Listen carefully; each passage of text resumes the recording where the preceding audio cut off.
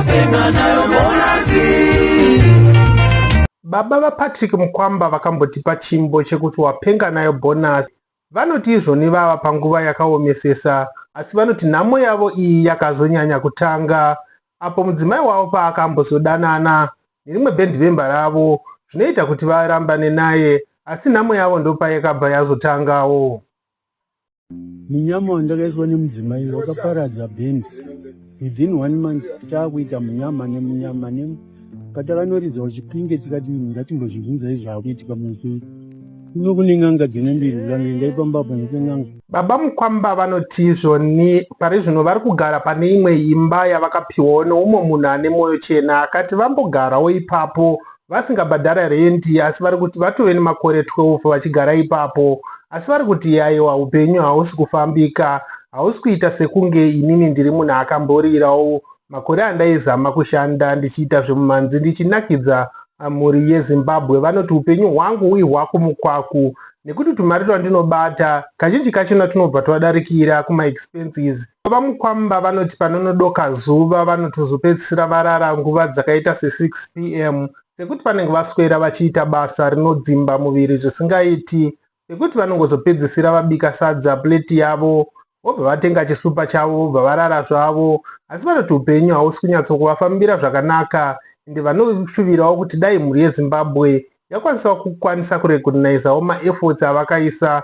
munguva yavairira zvisingaiti, endewo vanoitawo nekumirira zvemumhanzi vange vachivaonawo vachivabhadharawo maroyalties enziyo dzavo dzakambonetsa zvakaita seyawapenga nayo bonasi dzavanoti vanogara vachinzwa dzichirira paredhiyo. Time yatakatomboita 5 songs patop 20 same time pachiti yangu number 1 wapenga nayo bonasi, number 2 yaMasharu Wimbai mwana akanaka, number 3 yangu Ramba murume tinohwawa ndikutengera chii, number 7 yangu iritsotsi mukoma iritsotsi ndoziva, new entry number 19 Patrick Mukwamba and the Four Brothers, mombe yehuma nkuwasha inodiwa, mombe mbiri yatakambosvika neFour Brothers iyo. Baba Patrick Mukwamba vanofungidzira kuti vane jambwa apo vanoti vanozama kuenda kwese kumaprofita, kudzin'anga nevese vanokwanisa kubatsirawo zvemweya, vachiti aiwa ndinoona sekunge inini ndine jambwa rinoita kuti zvinhu zvangu zvisandifambire. Vanoti izvoni vakatomboenda kune imwe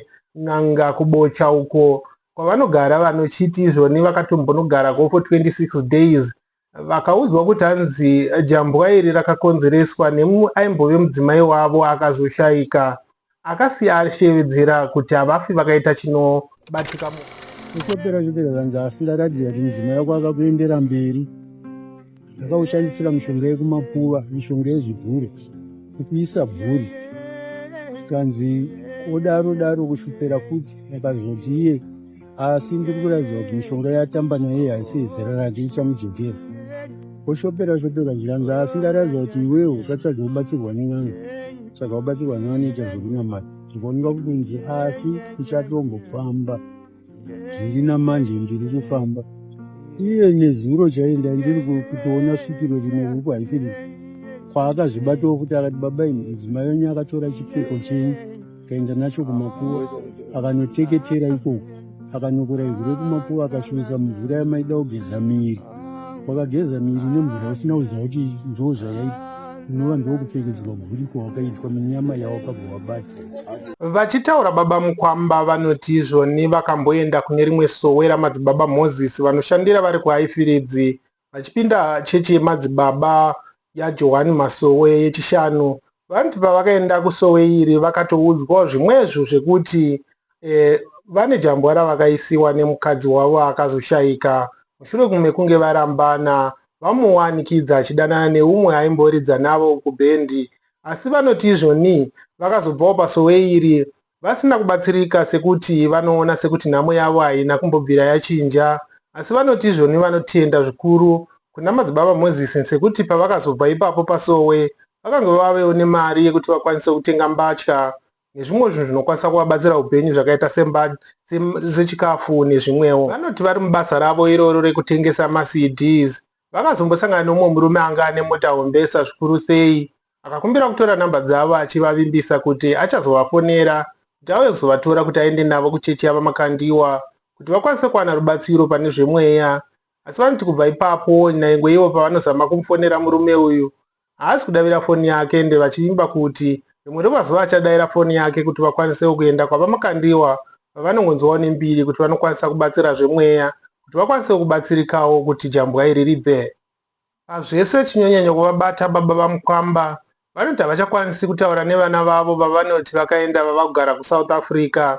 Vana vavo vatatu vanonzi havachadaviri kana kutaura navo, vasingazivi kuti sei vachiri kuvatsvagawo sababa vavo. Vanoti vana vavo vatatu ava, Pesi, Linda naRudo, havasi kubatika zvekuti vakwanise kuvabatsirawo kuti vakwanise kurarama muupenyu. Pesi anova mwana wavo wekutanga ane makore 49, kwozoti Linda ane makore 46, kwozoti Rudo ane makore 42. Havasi kubatika vese ava kuti vakwanise kubatsira baba vavo, sekuti vari kuti vari kurarama nehwaku mukwaku, asi vana vavo vachigara vari kuSouth Africa, kwavanovimba kuti vari kunge vari kurarama upenyu huri nani, hwekuti vangakwanisawo kubatsirawo baba vavo kuti vakwanise kurarama upenyu huri nani. Baba Mukwamba vanoti kuva nemba imba vanayo, asi kumba ukuru kugara step daughter yavo. Pavanoti ivo vachirangarira mugore ra1987 pavakanzwa kuti mudzimai wavo ari kudanana neaimbovaridzira madrums. Anoti pavakaenda vachikonfranta mudzimai wavo akabva avadzinga mumba umu akati, ndakukuisa jambwa rekuti aumbofa wakaita chimwe chinhu chinobatika muupenyu. Ende vanoti kubva ipapo ndo pakatanga kuitawo maproblems avo, zvinoita kuti vange vari pasituation yavari nhasi. Asi vanoti izvoni vari kutya kudzokera kumba uku kuri kugara step daughter wavo, sekuti vanoti step daughter uyu akatora zvimwe zvezvinhu zvaive mumba umu kudhara pakumakore iwavo, akazvirasira panze akatanga kugara mumba umu. Ende vanoti panguva dzese dzavanozama kuda kuenda kumba uku, step daughter uyu anotofonera mapurisa kuti vasungwe kana kuti vadzingwe pamba apa. VaMukwamba vanoti havachazvinetsi nekufunga kuti vachiri nemba. Pavanotipo vari kuzama kuitawo move on neupenyu hwavo. Asi chinonyanya kuvashungurudza vaMukwamba, vanoti nemarerero anoita nziyo dzavo paredhiyo, vakambozama kubata Zimura, Zimbabwe Music Rights Association, kuti vanzwe kuti mune mari muchikwama chavo, asi vakanzi kuzimura kunongori ne$28 chete. Royalties hakusisina chinonzi royalties muno muZimbabwe, hakusina marecording company. Marecording company yese akaparadzwa nepiracy. Kwatata kutombotarisa kuwana mari kuzimura. Zimura yacho tachibhadharwa pagore 1 June. Wega woona kuti imari iyi gore rakapera ndakapiwa $28. This year $30 igore rese. Asi vaMukwamba vanoti vanoshushikana nekubatikana, vachiti foni yavo inogona kupedza mwedzi isina kana amboifonera. Ende vanoti pafoni ipapo chavanongoshandisa nguva zhinji itochi chete. Ende vanoti zvinovadzimba mwoyo zvichivarwadza sei, sekuti vari very lonely ende vanogwadziwa zvisingaiti. Vanongoda kundifonera but haisviki kwandiri. Kwaari anofunga kuti Mukwamba anoiginwa call, kwaari iri kuringa kwandiri haina kusvika.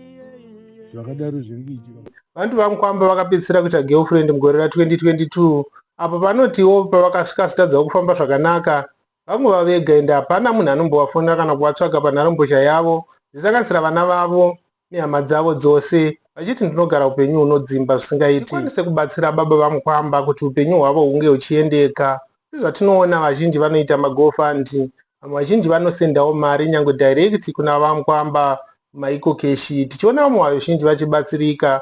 Tingaitawo sei senyika yeZimbabwe kuti tikwanise kubatsira baba vaMukwamba kuti vakwanise kurarama upenyu hunonzwisisika huri meaningful, tichikumbirawo futi kuvana vavo kuti kadai vatsvaga baba vavo vakwanise kuvabatsirawo, sekuti upenyu hwekunge wava mukuru hunorwadza kana uchinge uri woga, ende kuzvara vana hunge kuchiti ndichazokwanisa kuwanawo vanondichengeta nekundirerawo kana ndichinge ndazochembera. Neiyoyo tinosangana futi next week. Kana waona video iri yakunakidza, please do subscribe to our channel and ring the notification button kuita kuti patinoposta futi next time munoita umwe vashoma anokwanisa kuona, and also give the thumbs up for video rinori tingabva rasvikaita sei kana ukashiyawo nedzimwe hama dzako. It's a bye bye for now.